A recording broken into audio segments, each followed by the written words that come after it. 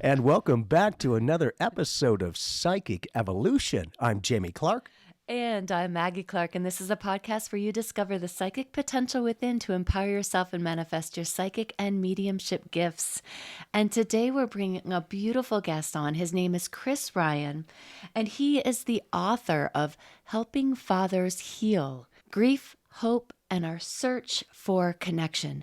Now, this is a new book out, so we encourage you all to go check it out on Amazon. We will have a link in the show notes to the book. But Chris Ryan belongs to a group that nobody ever wants to belong to. Now, we have interviewed Elizabeth Boyson and Mark Ireland, both connected to Helping Parents Heal. This is an affiliate group called Helping Fathers Heal. And Chris has compiled stories with different fathers who have lost their children, one or more children. And it's an incredible book of healing, of grieving, and really the trick here is to understand how fathers grieve sometimes differently than mothers, and they need as much support from their own like-minded communities and going through some of the same things. So welcome, and thank you so much for joining us on our podcast, Chris. Thanks, Chris. Thank you. It's great to be here, and I appreciate you having me on and helping to spread the word about the book. And I think that when people can see that we can move beyond this and learn to live with them in their new realities like they're learning to live with us in ours, and that we make that connection, that we don't have to just let them go, because some people perceive, well, you're bugging them. I'm like, man, you're not making them do anything. If they didn't want to come through, they're not going to come through. It's truly all about the love. And it's that connection that, as you know, until you have your own experiences, it's like, oh, love, oh, that stuff's real. Like, holy cow. And when, for myself, in being able to do this for most of my life, is being able to make these connections to go, look, anything and everything that we do, everyone can do. We want to just show you this is possible so that, one, question everything, be practical about the spiritual stuff. Two, we can start to make our own connections, our own energies, and depend upon ourselves and our loved ones. They want to connect with us like we're connecting with them, and truly but a thought away. It is love. They want us to know, hey, we're okay. We're right here. We're just a thought away. Instant. It's beautiful. Yeah. So tell us a little bit about the inspiration for compiling this book and a little bit about your story. How did you come to the Helping Parents Heal organization? How did you come to the group of Helping Fathers Heal as well? Yeah, my wife was the researcher who found Helping Parents Heal as a result of the loss that we experienced September 4th in 2021. Our only son, Sean Gabriel Ryan, passed with fentanyl poisoning. He was 23 years old, and our world just was shattered and crushed. We didn't know what to do. Like a lot of guys, I was busy with work, so I kept my head in the game there, and that was I wouldn't say that was a process of grieving. That was a process of distraction. But I did find a lot of support from the people that I was working with, my business community, my clients. They were very compassionate. But Sin, not working full-time like I was, she just dove into the research and looked online and talked to people and tried to find help. And one of those was the Helping Parents Heal group. And from that, she learned about Helping Fathers Heal and suggested that I try that, which I did. And it was very different. I'm probably one of those typical guys that just like, I don't want to sit around in a circle with a bunch of, people who are just crying. And, support groups can be off-putting depending on the experience that you have. But I found a safe place there. I found other like-minded people who were just as uncomfortable with all of it as I was. And I really found a bond there. And finding that other people are going through their own circumstances, did that allow you to maybe open up a little bit more with comfort and empowerment? Realizing that people are very hungry to find answers in any way that we can, but most of us with challenging circumstances will tend to just exist and survive life. What became the catalyst of consciousness for you to want to help other people, besides, of course, your beautiful selves? Well, the idea of service and helping other people. My son struggled with addiction for a number of years before he passed. So we'd been to Al-Anon, and as you may or may not know, but the first step of the 12 steps is acceptance, which is so practical and true. But the 12th step is all about service, and that you heal and you stay sober, or just, you pick yourself up and you move forward by helping others. When you help others, you do help yourself. And so I had that already in my mind, but we had a medium reading probably about 9 months after Sean passed. Medium here in San Diego. Her name is Medium Corrine. And it was a very good reading. And in that, she said, pointing to me, you have a book in you. And I had no clue what she was talking about. I thought, well, some evidence is true, some of it is a little off. But I think that planted a seed in my mind.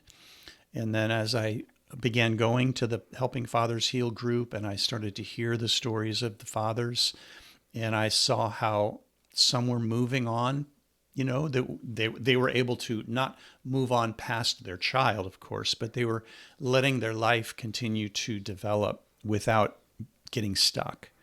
And so I became very inspired by some of those stories, and I felt, maybe it would help other people to hear these stories, because the fathers, the new ones that would come on, they would always be so appreciative of knowing that they weren't the only one.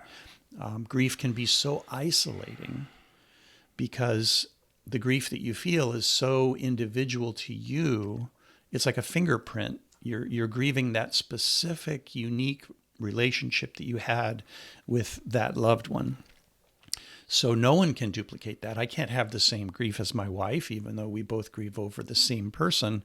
We're grieving the relationship that we had with him. And so these fathers had good stories to tell. And I just asked them in one of the meetings, do you guys think this is a good idea? Is anybody even interested in joining with this idea and maybe writing a chapter?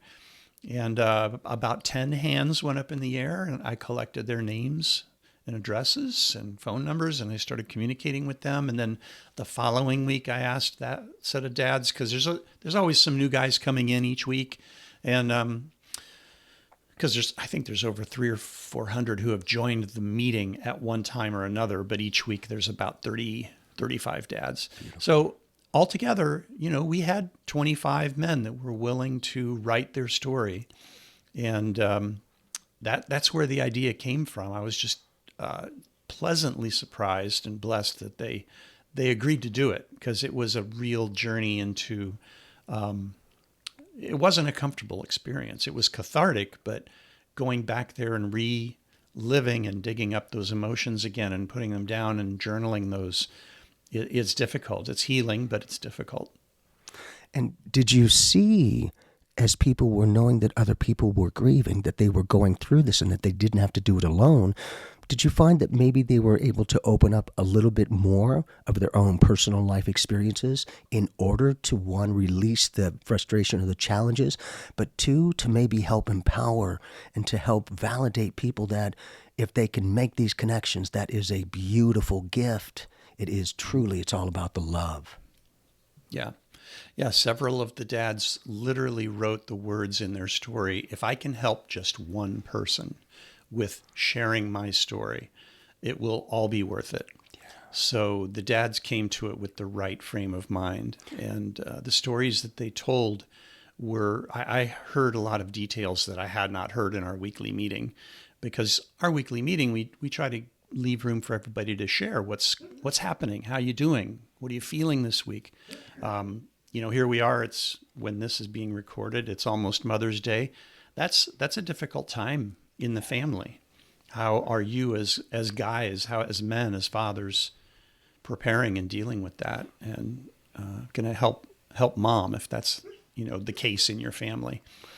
So yeah, we've heard. I read a lot of new things that helped me, and I know are going to help others, because each dad has a very unique story, unique personality, different ways that those children transitioned, whether it was suicide or disease or accidents or drugs or that just there's a lot of grief in the world, but that gives us a place for a lot of healing and a lot of hope and a lot of love for each other.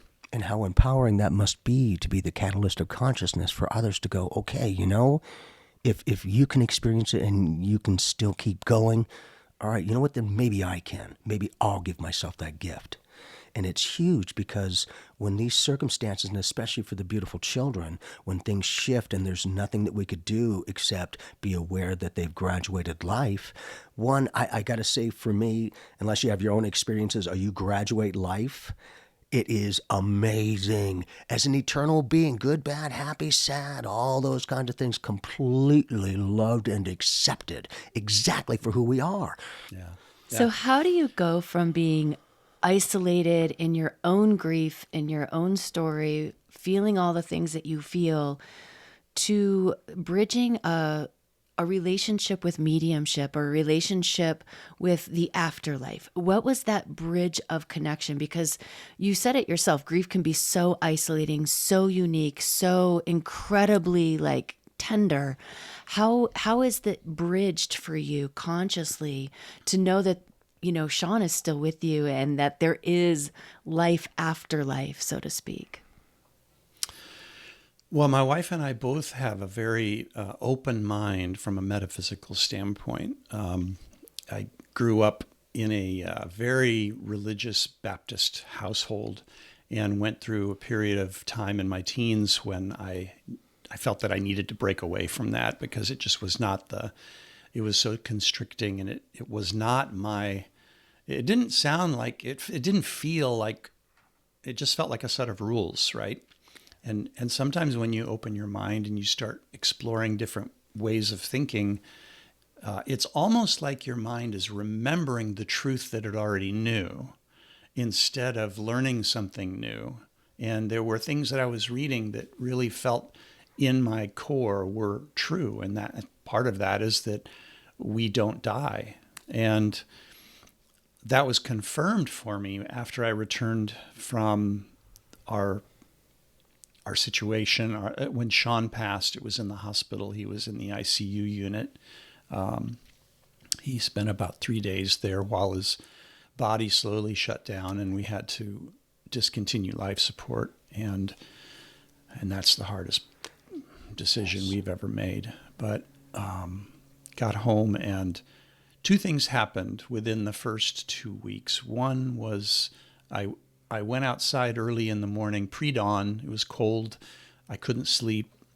I thought, I'll go out and I'll get in the hot tub. And I walked outside the door, and as I was turning the corner toward the patio, I went through a warm pocket of air, almost as if I went past a blower from a laundromat and all the dryer air was blowing on me. It was this warmth that I walked through. And I looked around and was like, wait a minute, this part of the house has no heat source. And it's kind of a chilly morning. What's going on? So I walked back. It didn't duplicate. But I said, thank you, Sean. Mm-hmm. And another sign that was just much more literal was a couple of weeks after that, just before going to bed, I gazed into a picture of him, the picture that's in the book, in the introduction. And I looked just really deeply at this picture and at his eyes, because it's such a beautiful picture. And then I went to bed and I laid down, and I was starting to get kind of dreamy. And with my eyes closed, I started to see his eyes in my mind. And then I saw his face come with the eyes. It was like a vision, but it was 3-dimensional. It was like he was there. I was no longer where I knew I was on a bed, but I didn't know where I was with him. It was like we had connected in a different time and space. And there was some kind of telepathic connection, because he turned and he walked and wanted me to follow him. And I went with him in spirit because I was still laying in bed, but I could sense that we were both moving in unison. He was taking me, but I was also leading him. Together, we were together.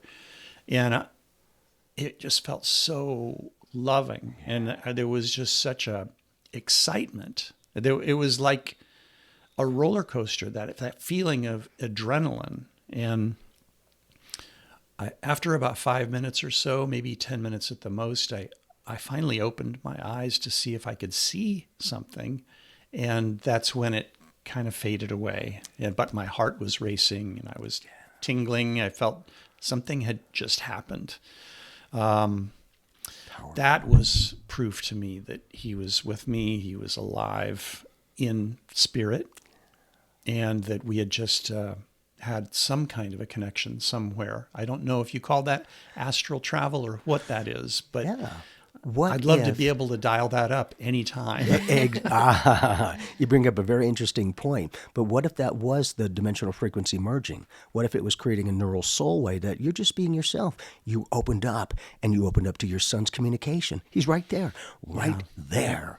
And that has more than likely given you the impetus, the power to keep going. And not only that, because you're very creative, your energy vibes where you're very creative. And I believe that it says that you have your own production company, or at least you started that. Mm-hmm. If you haven't been thinking or talking about doing some kind of a movie, Sean's looking at you like, yes, you have. If not, you don't have to in any way. But I just feel like he's very direct. Nice kid, but also if he says it, he means it. Okay? And in doing this, it's not easy. But what if, just as a potential, before we come into this life experience, that we have some, people that we want to connect with, our soul group. And what if this circumstance, even though it is not easy in any way, became the catalyst of consciousness that on the other side is like, hey, you know what? We're going to have a life together. And in this case, I'm going to graduate early. And then you're going to carry the gauntlet and being able to share that connection with everyone else. And, like I do, when you feel that amazing, it's like, yeah, sure. And when we're here, it's like, yeah, freaking sure, right. But it's that kind of a connection that, man, it is amazing. And like you've experienced firsthand, because when you have that firsthand experience, you have no choice but to go, I don't understand it. I just experienced it. Holy cow. Yeah. And Nikola Tesla, I do a lot of scientific studies at the University of Arizona with Gary and Rhonda Schwartz.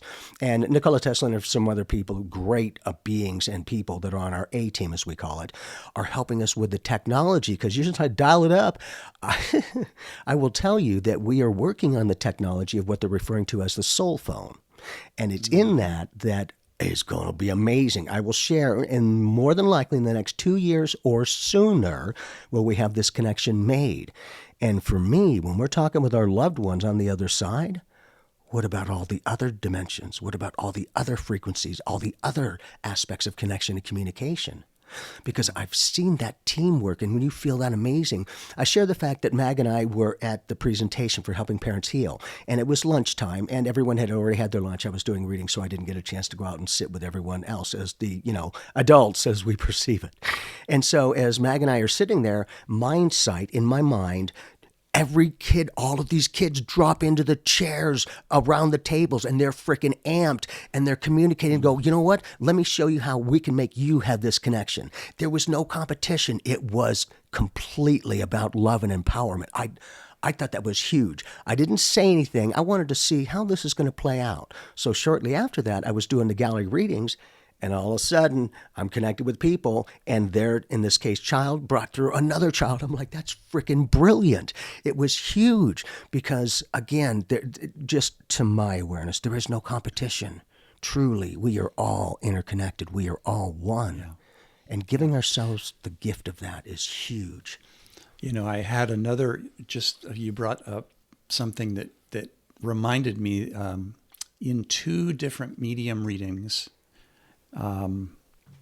Since the book started, a medium had said, the boys or the children are excited.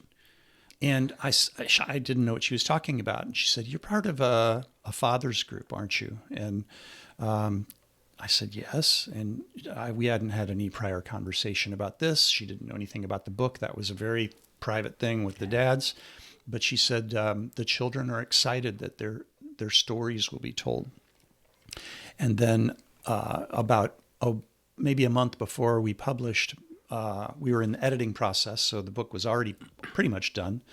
A different medium, Isabella Johnson, said something about the book. She said, yeah, but it's mostly boys.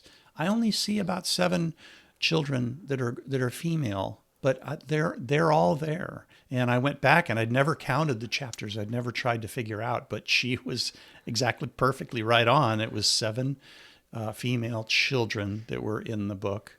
Sounds like the kids were right on. They helped.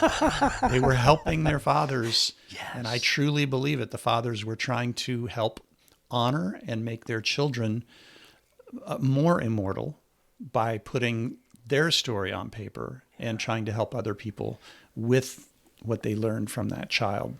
So And to realize life can continue in a whole different way, but we can continue.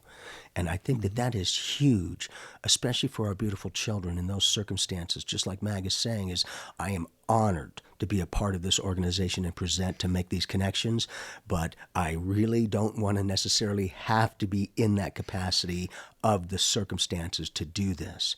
Again, and unless you have your own experiences, you graduate when you feel that amazing. And it's incredible.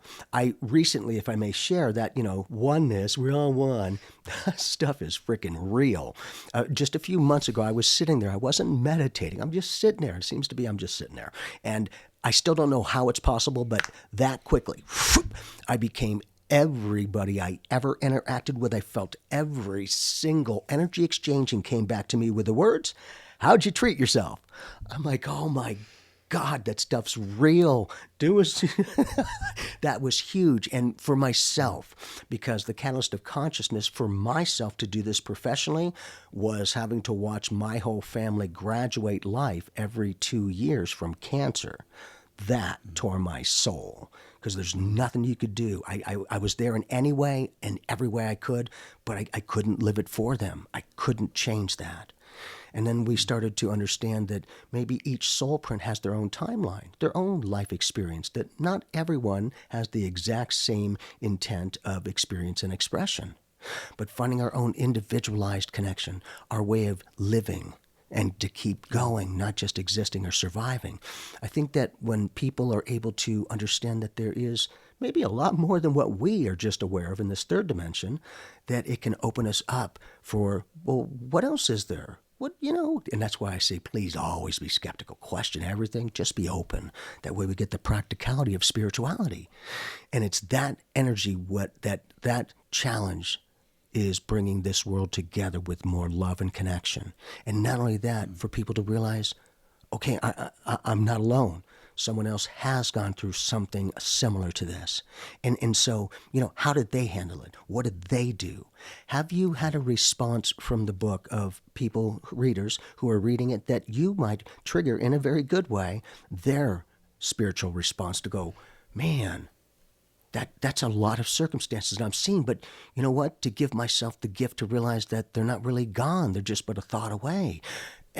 And you, in this case for you, Chris, how did you do that? What did you do? Because you're very practical, and that circumstance broke you down in a way that you had to build yourself up. But also your son was right there to start from the beginning, to give you those grassroots, so to speak, in order to nourish your soul. And it's that kind of connection that people, when they can realize that we don't always have to do it alone. And, like I do, a lot of times males are, yes, you got to be strong. It's like, yeah, that's great. That's lovely. However, give yourself permission to feel life experience, because a lot of people will have to do this. And it's like, well, if that works for you, great. But not everyone is that strong. Some people need to know it's okay to feel differently, and that I can react differently to my circumstances and my loved ones.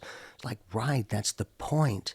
And when we can realize that there is no negation, that each person's life experience builds upon itself, in order for us, if we'll just be open to learn, because I'm always learning, because I always say, man, I always know that the more I know, I don't know nothing. but I'll share my perspective. And when they can feel a genuine sincerity to go, yeah, but you're making a connection with your loved ones, and that's a good thing. Huh? What? So again, it's a beautiful aspect that it takes a lot of guts to go in this direction. And that's why I'm saying when we can be practical, when we can question everything but get a solid outcome, okay, you know what? Maybe there's a little bit more to it than what I thought and that I realized. And that is huge, building upon consciousness. And back to your question, what kind of feedback have you been getting from your readers? Well, it's been out for a week, so it's early for anybody but maybe the authors are now, the men are reading the book first because they're so excited. And they're not only excited about how well their story turned out, because it's been several months since they submitted it. We've been editing for a long time, but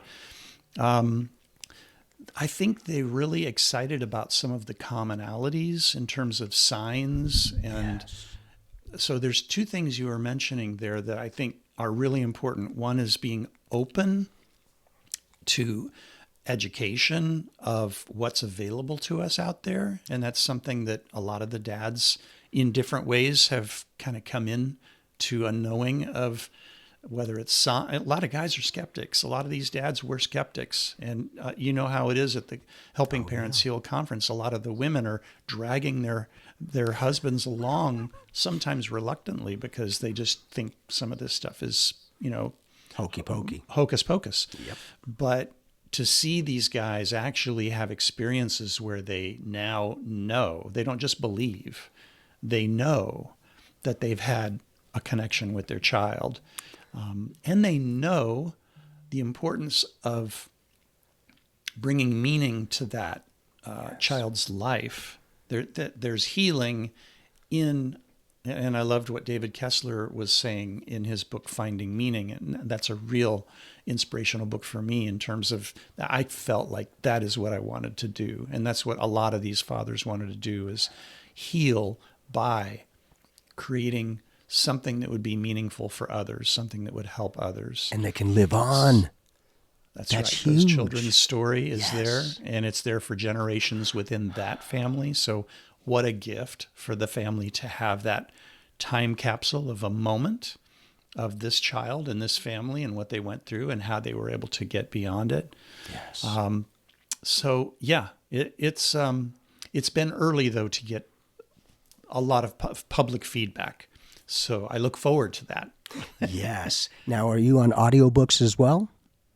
Not yet, no. I need to push your button to go. I don't know how that'll work, because the fathers would each need to read their story. So I have to think about that from a technology standpoint, because I could never read another father's story and try to act through those emotions. It's a pretty emotional book. It's the real aspect. It's just being real. Yeah, and I would have to come from that dad. Yeah. Beautiful. That's just so beautiful. Now, what are the differences that you have been able to see of the way that fathers grieve versus mothers grieve? Is there something that is cut and dry, or things that you've noticed, or different ways of processing those emotions that come forward more often with the fathers? Yes, I would say some of the commonalities, a lot of the fathers, after their children passed, they had a feeling that they had failed, because as men, we are raised in a culture where we are somewhat programmed to be the protector, the provider. So there's a feeling of helplessness, but there's also the feeling of, I need to take care of if they have other children, the siblings, I need to take care of mom. So there's a burden of needing to deal with the new reality of their life, but then there's sometimes kind of a disconnect with going back there and feeling the depth of those emotions. And writing this book, I think, allowed some of these dads to actually go there in a safe way, because you know that journaling, you know this, it allows you to actually articulate things that are still not formed in language in your mind. You actually have to go and pull some dark and scary things out in order to put it on paper and say, this is what I felt. This is what I went through. And what if we pull that darkness out and bring light to it Yeah. so that people can see? That's can what be it's all about. That's what we're doing by telling these stories. Yeah. But I think it's good for dads to be able to read a book that lets them know that they're not alone, and that, yeah, this is a cultural challenge. We are somewhat illiterate when it comes to male grieving. Yeah. And to have a safe place to be with people who understand you and you feel like they get it, and I can say whatever's on my mind. And in these meetings, like we just had one last night, it's every Wednesday, we have a Zoom meeting, and there's guys crying, there's guys that are laughing, there's guys celebrating a sign that they saw that week, guys that are, suffering through an anniversary of some sort, and we're there for them, no matter where they are in their journey, because 1 week you're up, 1 week you're down. It's not a linear process. Grief is like several dads said, it's like a roller coaster. It's up and down, and you don't know sometimes when you're going to wake up and have that sucker punch of, man, I just don't want to get out of bed today. Yep. And that's when we reach out, we talk to somebody, call another dad, call a guy that knows what's going on. And they're not alone. Yeah, God, that is so nourishing. Especially when we can realize, because just like you're sharing, the practicality is, as we perceive it, the adults and males have to do all this stuff. And I'm like, yeah, which is great. But also, we've got to give ourselves permission to live life, to be able to experience, to be able to take that, because the only thing you're going to take with you is your experience and consciousness. And when we can find, whatever way, our way of seeing reality as we perceive it, good, it gives them comfort. And by being able to bring these fathers together, have you seen maybe a unification, an overall healing amplified because everyone understands that others have been through the same circumstance? And finding, how did you do it? How did you come back? What? Because, like I do, people can be lost. Right, whatever. I'm just here. Great. Mm-hmm. And I think that that's a major aspect, is people are afraid to be alone. And in that, I always say, when I'm alone, I'm all one. Truly, it's all interconnected. But it's that kind of connection that when in this case, our beautiful children or other family members graduate life, we have to find our own balance point, the best that we can, to keep going and live life, not just the existence of it. Because in doing that, people do care, of course, most do. But it's also, they don't always know how to help you, especially if they haven't gone through something like that. And, they'll have the compassion, but they'll be like, yeah, but I don't know exactly. And you're like, well, I understand. And being able to share your experience with your beautiful son and to bring these other fathers together, have you seen a growth? Because from your son, Sean, he also makes me feel like, besides the comment I was making about a show thing, don't be surprised if the husbands and wives come together to write another book about their experiences. Then people are able to see, okay, as a couple, you had your way of healing, he had his way, and together you were brought into this relationship of love and compassion.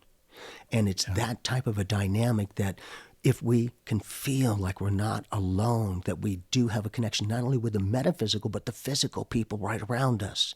Because it's those circumstances that can bring you into that cocoon to go, it's a beautiful day, it's freaking great, sure, okay, and we're just there.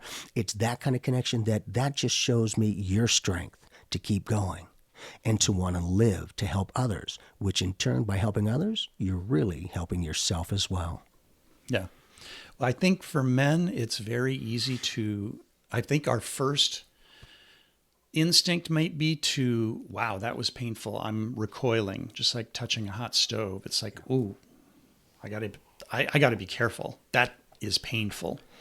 And until you become comfortable with that pain, and that's part of what the benefit of these meetings are, is you get comfortable and you get acclimated with, there's guys that are going to be touching the stove every week. And together we feel kind of like a tribe or a team of guys. I know when we meet up at the conference in August, there's going to be a lot of, backslapping and high-fiving and F-bombs and, meeting up in the bar late at night with, several of the different mediums like to come and hang out, Gordon Smith.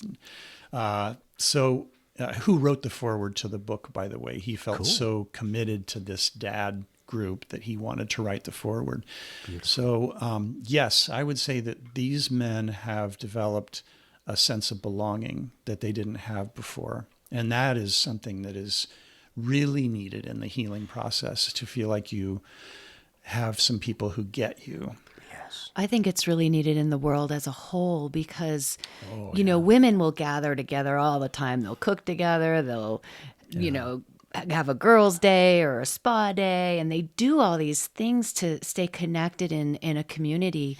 But this type of circumstance is not the best to bring people together. However, being brought together and having a support of that divine masculine energy that is actually healing, you're healing old paradigms from, being raised Baptist, you're healing grief, you're healing what's real, what's not real. And it brings in a lot of that divine masculine energy, and it helps create more balance in the world, and it helps create more balance energetically, to be able to actually feel and to tap into the feminine energy as a masculine, as a man, as a dad. And I just feel like the ripple effect of this book could be huge to allow men to dive into their feminine in a safe, protected way, or a way that they're understood or they could relate to. And then it creates just a great dynamic of that divine masculine energy rising in the world, because we do need to have some semblance. Like you said, you had to show up and be the protector provider. You didn't have time to grieve full-heartedly when you're trying to provide and protect for your wife and maybe other family members or siblings or whatever situation all of you guys are in. So you put a lot of your feelings on the back burner, and to be able to give them the time and the energy just to sit with them and be with them, it's a beautiful expression in the world right now. So I think this is a magnificent book. So And I think that a lot of people are starting to outgrow their awareness. And because for me, it's whatever works for you. It's all a road to the same thing. But I have a lot of people that are coming to me from many of these different beautiful religions, and they'll sit in front of me going, Jamie, I've never, ever been to somebody who does what you do in my church. Don't look too kindly on it. My first response is, wow, first off, congratulations for having the guts to sit here. Second, let's just get a basic meaning of mediumship. To me, a basic meaning is to consciously connect with a being, a spirit, an entity outside of a physical body. And they'd be like, yeah, okay. Like, okay, so with that very definition, if you talk to God, Jesus, the angels, you're doing mediumship. And I'm willing to bet with that particular style of mediumship, you are hoping and praying for life-changing miracles and instant communication. And like, So again, just a little bit of knowledge can go a long way, but I am seeing so many people that these beautiful religions are not nourishing their soul. It's not giving them enough to build upon. So they're starting to look in other avenues. That's why I love it is when they have enough guts to sit before me, they're being practical, because they now have been split in a whole different dynamic, what they've grown up with and what they've been taught and what they're experiencing in this moment as an adult as we perceive it. And it's that kind that can really split people apart. In actuality, it's starting to bring us all together. It's interesting you say that. In my business community, we don't talk much about religion. I know there's a lot of, people that are very pretty fundamental in their beliefs, whether it be Judaism or Christianity or whatever. So this book and these podcasts, it's kind of me coming out a little bit, because I'm sharing some belief systems that may not be known to people that, I didn't know Chris believed that stuff. Right. But at the same time, it's like, well, let's take a stand for what we feel is real, and let's be authentic and genuine. And, this is who I am right now. And it's because of this experience. And thank you, Sean, for helping to be a catalyst through your life and through your choice of your departure time and how it all happened, that if this can help other people, it's a beautiful thing. And what you said about masculinity, a lot of people think masculinity is aggression and hard and remote, and what we're showing now is that, yeah, there are different dimensions of masculinity that, we're, as humans, we are drawn to be compassionate. We I think our direction, consciousness is to be more loving with each other. That's the lesson that I feel that I'm learning in my life through this loss is, how can I keep my heart open, and how can I keep loving and not shut down and not get bitter? And that takes power. That takes steadfastness, because a lot of people will shut down. They don't, I don't have anyone I can talk with. So great. And so, they'll tend to just get into their own world, which, if that works for them, certainly. But when they can see other people like yourself that are sharing your experiences that have been life-changing and soul-changing, that you're still going. Okay, how did you do that? Have you seen other people, in this case men, that are part of this book that are thinking about writing their own books? Have they shared anything like that? Yes, a couple of the authors have written already a book about their experience. Awesome. And not all the guys, though, many of them they're not writers, just like me. This is something that just was kind of like knocked on my head and said, hey, you got to do this. So, but I think that this will start some wheels turning for these guys, because they do have stories, and their life will continue, and they will hopefully put that out there for other people. And having the guts to go in this direction, like I do, it can be very scary. Going, okay, this is great. It's a beautiful day. And they're seeing the journey that you're taking. I think that takes a lot of power and a lot of guts to even be able to open up and share these experiences, because this is dealing with your soul. And it's that type that a lot of people can be very protective. I'm not going to just open up. But in seeing you being able to do the best you can to open up to life again, and that life within you, has that been the catalyst to help other people to make their connections? Have you seen others, in this case the fathers, make their connections with their children because of just being part of this beautiful organization? Mm-hmm. Yeah. And we do have fathers who come in and really don't have any experience with mediumship. Maybe they haven't seen signs. They are just perhaps I don't know if jealous is the right word, but they want to experience what the other guys have experienced. So we have had mediums visit with us on our fathers group and do gallery readings just for the private small group of dads. Beautiful. And it's been, I think, very helpful for fathers, especially if they haven't had a reading before, to see how it works. And to see how thrilling it is to have that kind of evidence. And we're all rooting for each other, all of us dads. There's no competition. It's the kids are the same way. There is no competition. It's like, man, let's get you connected. I love that. It is incredible. And it's interesting because in a group of dads, usually there's a couple of, more domineering type A personalities. It happens in Al-Anon meetings. It happens in all kinds of support groups where you've got certain people who are more dominant. But if for some reason in our fathers group, it is not that way. We do have dads that are very quiet, but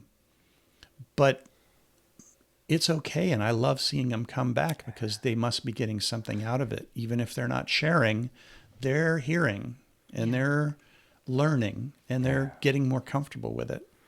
To be in it, but not necessarily going through that dynamic. They'll find their own steps. Sometimes they just need a reference that it's possible to do this, that you can come out and live life and live with them like they're living with us. And when we give ourselves that gift and realize, for me, there is no death. Truly, we are eternal beings, always consciousness. Give us your favorite story of Sean when he was here on Earth and your favorite story of Sean now that he's on the other side. Oh, wow. Well, one of my favorite memories with Sean was Oh, that's beautiful. A bird just flew in front of me. That was a great sign. Thank you. Yeah, anyone touch your mind? Lovely, Exactly. lovely bird. Right. We were in Hawaii. I was there for business, but it was a thing where you could bring your family. And so we were at a resort in Maui, and he'd never been in the ocean, really. He'd splashed around in the waves, but he'd never been outside the wave and done any skin diving. So I got him to do it. He was probably 9. Yeah, about 9 years old. Wow. Good age. And we got him all fitted up with the snorkel and fins and goggles. And he and I went out. And as you know, when you're snorkeling, you can't talk because you've got the snorkel in your mouth. So everything is hand signals or gestures. And we went out just past the waves and we're paddling, but we're holding hands. And so right below us, this huge turtle, he'd never seen something that big, but it was, one of these big turtles that you get over there. And it just was so cool. And he squeezed my hand and then he looked over and our eyes were communicating everything. And it just was a really special moment to experience that together in a non-communicative way. We did that at a concert once too. The concert was so loud, but we both looked at each other and it was like, yes, we like this song. This is good.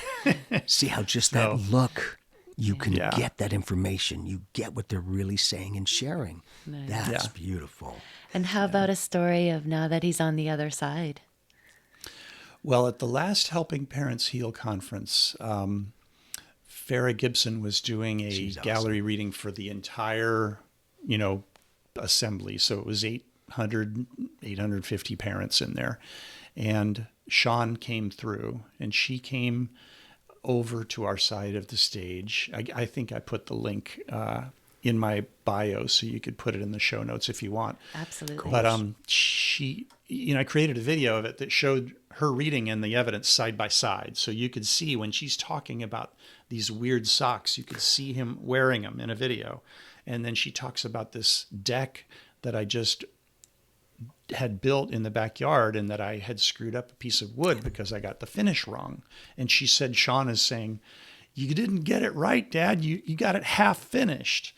So nobody would know that. But he was doing things and saying things in a kind of a teasing way. I could tell she was picking up on his sense of humor. And for the rest of the conference, people were coming by, giving us, slap on the back saying, that was amazing. Your son's amazing. That's awesome. What a He great became a star of the show. Yes. Oh, and think of all these kids they're really the stars of this book, right? I mean, the fathers have written the stories, but the stars are the kids. Their stories and how this is a healing journey right now for you, for them on the other side. And I feel like collectively you guys are amazing compilation, amazing work that you're putting into the world. Thank you. I look forward to seeing it get out there more. And again, with the help of, communications like this podcast, hopefully more people will find that book and find some healing from it. And Absolutely. they will. Yeah, they will. They will. Well, thank you so much for taking the time to share. That is powerful. Yeah, we really appreciate your work and your effort and just taking that time to compile this book and, to be connected with all the authors and all the dads and just the service you're doing in that community. So you're a beautiful soul and we really appreciate you, Chris. Well, I always feel like when I do something, it's selfish because I'm doing it to help me. But what if that's the case? Even though it helps a hypocrite. Others. Right.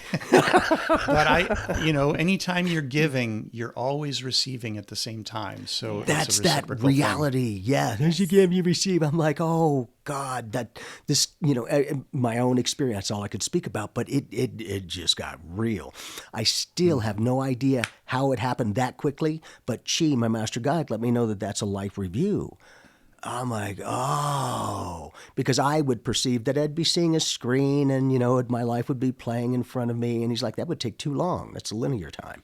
It's all now. And the merging, the unification of all of us being one, that was huge. What if this is a reflection of your consciousness that you were ready for this integration, this way of getting people to understand and help themselves? First, by you having the experience to share how you did it. What did you do?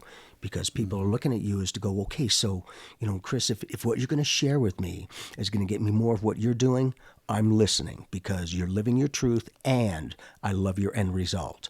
It's that kind of connection that people don't always know how to take things, those communications. But when they can see the firsthand experience, in this case from a father who loves his beautiful son, that the circumstances created that as we perceive a distance, which really has brought you together even more closely. Yeah, That's true. That's beautiful. That's powerful. Well, you get the message, but then the next thing is you have to take a step. You have to take action. Again, you could have all just the have to knowledge in the world, but whatever. Get moving in the knows- direction. Yes, Yeah. and to have the guts to do that. Most of us are at that standstill to go, I don't know what to do. I don't know. And, we'll take it one moment at a time. That's where these groups like support groups, Helping Parents Heal, Helping Fathers Heal, we help each other and we give each other that sense of, hey, we're a team. We And got with you. strength, Go with for compassion. Yes, Yep. that is brilliant. Thank you. it. Yeah. Thank you, guys. Yes. And for our listeners, if you are out there and this resonates with you on any level, whether you're grieving for a child or any loved one, this book can benefit your healing process. It can benefit how you transverse your emotional realm, everything that goes into what we would need for support. And we'll have a link in the show notes to the video that Chris was referencing and also his book on Amazon and the Helping Fathers Heal affiliate links. And thanks to Sin for putting up with you. I appreciate that. That came from Sean. You guys are great. Thank That's you. awesome. Thank you, sir. It's Thank a you, pleasure. Chris. A pleasure having you on the show. Thanks.